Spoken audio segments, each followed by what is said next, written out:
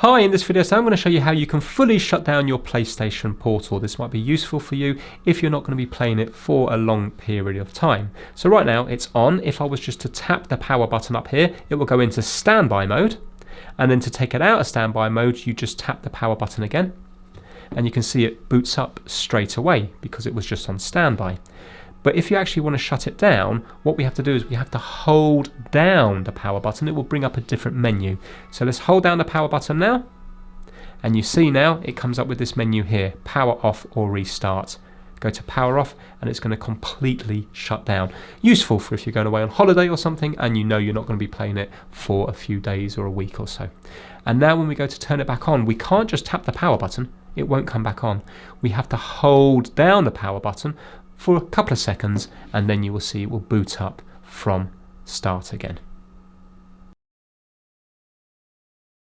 And there we go. And now it will want to connect to the PlayStation 5 again. Yeah, so that's it. That's how to fully shut down your PlayStation Portal. It will be better for battery life if you do fully shut it down if you know you're not playing it for a month or so. Thanks for watching.